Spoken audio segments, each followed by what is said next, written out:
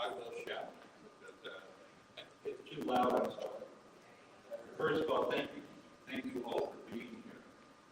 Great comfort to Kathy, the girls, and the whole Egland family. I'll introduce myself. I'm David's cousin.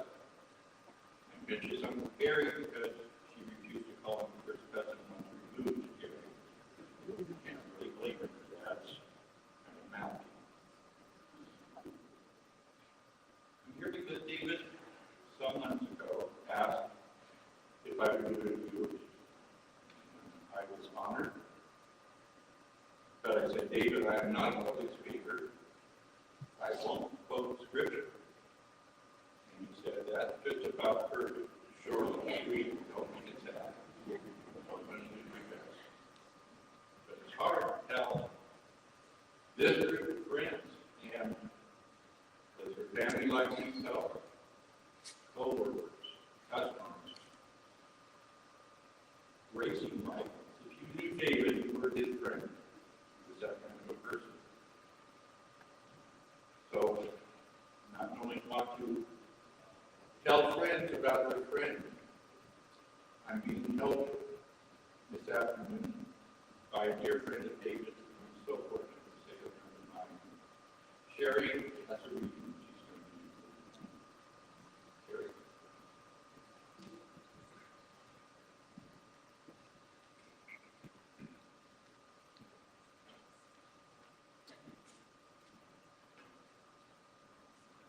Okay, we read a poem which I thought was really appropriate, that really is fitting for Dave. It's called The Dash.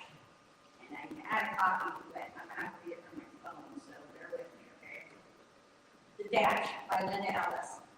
I read of a man who stood to speak at the funeral of a friend. He referred to the date's honor casket from the beginning to the end. He noted at first came the date of birth and spoke about the following date with tears. They said what mattered most of all was the dash between those years. For that dash represents all the time that she spent alive on earth, and now only those who loved her know what that little line is worth. For it matters not how much we own, cars, the house, the cash. What matters is how we live and love and how we spend our dash. So think about the small part, the things you'd like to change. For you never know how much time is left that can still be arranged. If we could just slow down enough to consider what's true and real, and always try to understand the way other people feel, and be less quick to anger and show appreciation more, and love the people in our lives like we've never loved before. If we treat each other with respect and more often wear a smile, remember not the special dash might only last a while. So when your eulogy is being read, your life actions to rehash, would you be proud of the things they said about how you spent your dash? Okay, anyway, now, you know that. A little more lighthearted. Okay, this is totally out of my element, even though I wait on a lot, probably 90% all the time. This is definitely not me being in the spotlight. But the thing is, the spotlight it's not about me, it's about Dave. And if I'm going to do this for anyone, I'll do it for Dave. And like I said, today we're here to celebrate Dave. And for those who don't know me, my name is Sherry Deering. They call me Belle. That name started with me many years ago. And I'd like to say, I'm honored to say that I worked for Bojack's for many, many years. In fact, the day I went in for my interview was the day they had a baby shower for her dad, Katrina. And so I've always kind of had a connection with Katrina because we both came together kind of at the same time. And we had no intentions,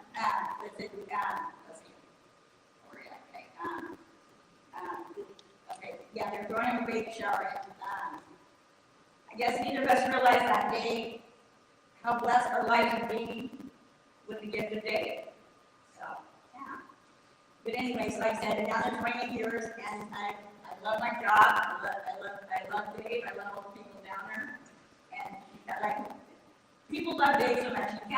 He couldn't quit to come back. He could get fired to come back. Yeah, he just can't get away. I'd say 98% of the employees down there, they're got fired, but they're all, he's come back. That's our son. They'll be back. So, but that just goes to show what kind of people they are. Okay, for the past month, I've been thinking about God, about something to say. I guess it's actually in a way kind of, it's very healing because you have so many thoughts going through your head. It's a part of the process. So I actually enjoyed this last month trying to think of what I'm going to say. It never even really came together. But there was a few lines that did come together that I just thought really hit it on the spot. So it said, folks who come from all around to see his friendly face. For the man behind the bar at Rose was why they loved the place. So, and of course the service too. But and we all, I don't know Dave, but he was not a funeral man. And I don't know if that stems back to being Catholic when he was younger. I'm Catholic also, so when you're Catholic, you go to funerals. And I remember there were so many nights when I'd be working and I'd be like, yeah, I'd go to a funeral in the morning and God, but Dave's like, oh, God. He's like, really?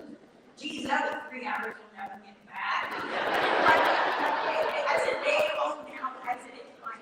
Are you going to be able to make it back in time for work tonight? I'm like, yeah. But yeah, he always said, no, whenever I do a funeral. But let's see. Okay, good. Dave was a good man. Dave was a loved man and a fair man. He was like our moral compass. He just made everybody a better person. I mean, you never want to do something, screw up or cheat, because it was Dave. People just go, you can't do that to Dave. I mean, it's so wrong in every which way, but even more when it comes to him. And he acknowledged and appreciated all of us. He always thanked us, and it's like, geez, I mean, maybe we should thank you. We're thanking you, Dave. But And whenever I'd see him at work, the first time I run into him, I'd say like, oh, hey Dave, he's like, hey Bill, I'm like, how's it going? He goes, oh, just another day in paradise. I'm like, wow. Sometimes I think, well, crap, this is paradise. I don't know, yeah, it's not gonna get much better, but then I realized actually, it is pretty good down there. So anyway, I guess like I say, yes, Dave was looking at me in paradise on earth for the Bojack's, and he's in paradise in heaven right now too. So kind of is kind of the best of both worlds. But anyway, Dave was a simple man, and he didn't like change, God believe. And if you used to go down to Bojack to change, we're talking about change here, there was the intercom. How many places have a rotary black phone, black line, that they use for the business? I mean, that's not very many. But, yeah, so change was not huge with Dave, I mean, so, let's see, okay, anyway, also, Dave wasn't a handyman, he was a dandy man, but he wasn't a handyman. Duct tape and zip ties all the way, There's duct tape on the seat of the chairs, there's duct tape in the floor, there's duct tape on the bus tubs, there's duct tape hanging up the floor. I mean, you name it, duct tape is it, but it's engaged, seems to work, so.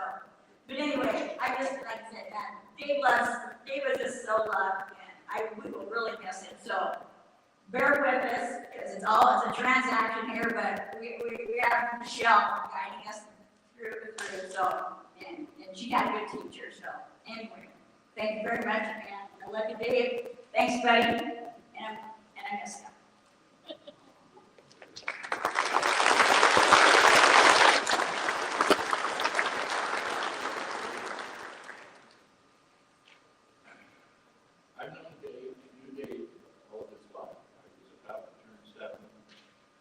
Born, you can see February 28, 1956. Unfortunately, because 1956 was a leap year. Dave missed me by that much. I was disappointed because in my mind, having a birthday every 4 years, he would be 24 when he started the first grade. And you're choosing on sides of recess. You guys Dave's parents, they're good stuff. Wallace Egland came from the fertile lands around Genesee.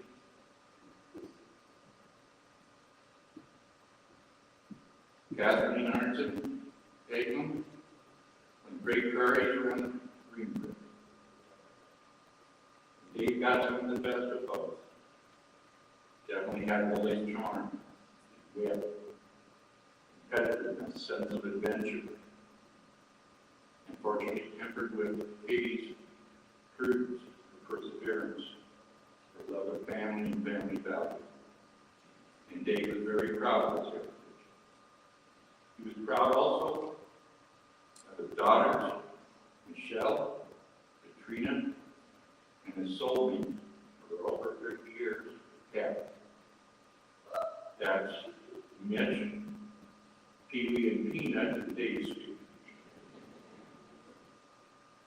Dave was also proud of his work. Now that look what I did proud. He took pride in his work. He had a work ethic. A work ethic that stemmed from his home at a very early age. When Katie and Wally first taught to grow a broiler pit, a young Ronnie Ray and baby were, of course, required to help out. And on occasions, Wally being the head chef, he would take a Wednesday night off for a golf at the week. And my father, Wayne, who loved to cook, would step in on those Wednesdays. And Dave would be there doing dishes, bussing tables, serving spaghetti sauce, filleting shrimp, wrapping bakers, whatever was necessary. And I know this because every Thursday morning, Dad would tell the Petrie kids what a hard worker that day was. I don't know if it was ulterior motives. But Davey was a favorite, and Ron, I'm sorry, Mom, you messed with us.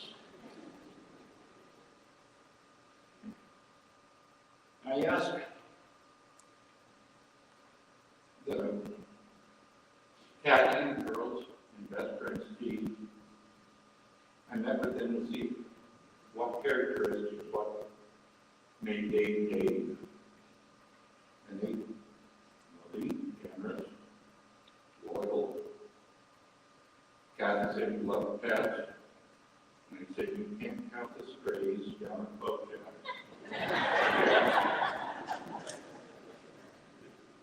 But kind of under breath, I said, well, I like the painter. Michelle, oh, yeah, he's a painter. Trina nodded, and he said, oh, yeah, you can tinker yourself out of the garage, out of the shop. So, yeah, the tinker. I saw his tinkering on display. That's how to say. When Ronnie and his sister came along, Ronnie and Dave went to the basement of their house for the bedroom. And it became the greatest man cave you would ever want to see. The crescent log stacks, the few crescent logs were all stacked into corners or bedroom, however they felt that week. The main room had the sofa, and they had bunk beds, and black and white ceiling. But in the 60s, if you remember, the TV remote was the littlest in the house. You get out and change. Today we have none of that. There is a Rube Goldberg series of eye hooks in the ceiling, bent nails on the wall. I'm sure there was a bent coat hanger in some place.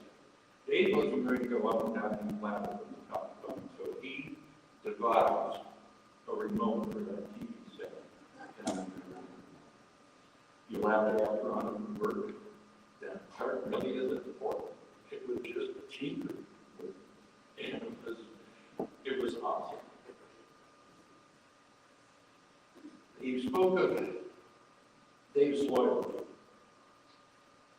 Was like loyal. Give you an example. You can see on this picture on your photo. Dave was a NASCAR fan, and he was loyal to Chevys. Very loyal. A driver that came up racing for Richard Childress Racing, Dave's favorite team, RC Howard, named Kevin Harper. Kevin, went to a different team, drove a Ford Mustang, and it was sponsored by Busch Beer. You can't get Busch Beer at boat trips.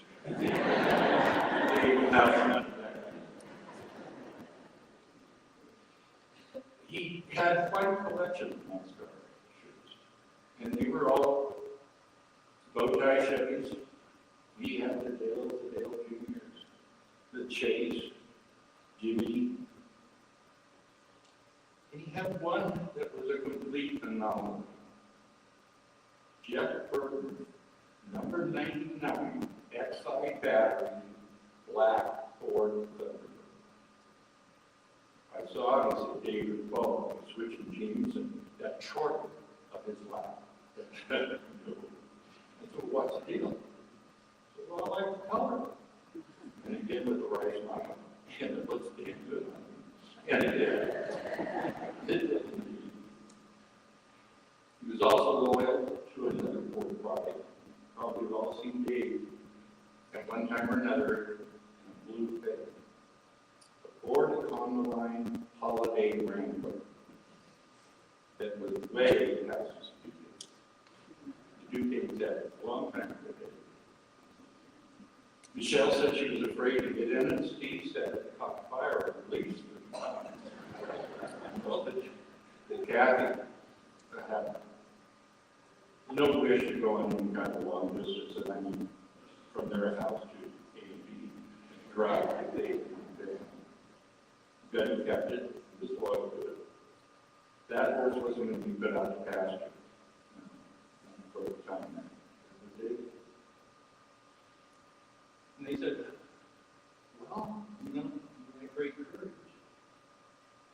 And yes, he was fearless. They were talking about a teenager jumping on a Yamaha and cranked the throttle and kept it wide open until either the bike broke, and they both did. They both did on those speakers. Encourage a young adult to go out and race with the big boys and flex. Fortitude that up until he was a champion. Yes, a champion. Trophy for old name yards. And when he was way old enough to know better, he got on a piece of splinter of plywood, a little bit of fiberglass, threw a huge motor on it, started floating on a pond, and ducks couldn't land on it, and held that fire for the thrill. Yes, he had courage. He was fearless in this stuff. What you might not know is he also had the courage some time ago to walk away from a very secure union job at the mill to take over a family business because he was needed. And that took courage. But under his leadership, that business has thrived in so many bars and taverns and restaurants. Not that he would need it. And that was courage.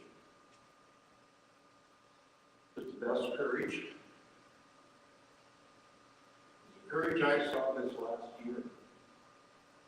And Dave knew the inevitability of what was coming. He was at work every day.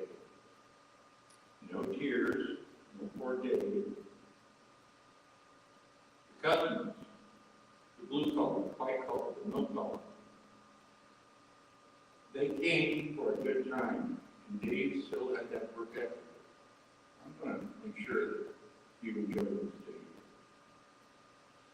Go here in Hatford, and he or she fought a great battle against wild disease. It's overused, it becomes trite. But not in Dave's case.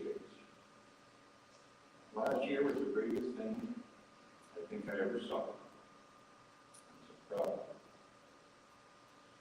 The family has put together a slideshow presentation that's a little bit more upbeat than that, but I've just been talking about. So if who's ever chose, I've got a good week from him. Please enjoy it.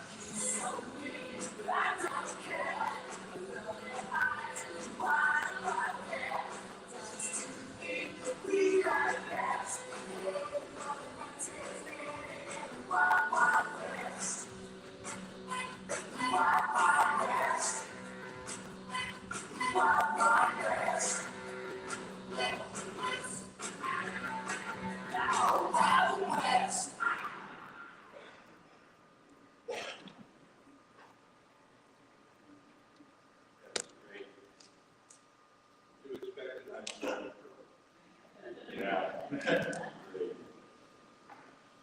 You might have noticed in the slideshow that Dave had a love of the beach, the outdoors, and I couldn't come. And in that respect, Kathy and the girls would like you to join them for a good time at a reception following the service at Bojack's. There will be also available room at Jovenia Cellars and Powell's. Hopefully they're close. And finally, this one's for me. Dave's mother and my mother were sisters. Like a partner. There's a theme here, isn't there? But they did like it. If they started getting low on their drink, cocktail of their choice, they would look around the room and say, well, follow her up. It was a cue to read them. No one had to be standing for either occasion. Just say, follow her up. It was just their character. So, Dave, why girl?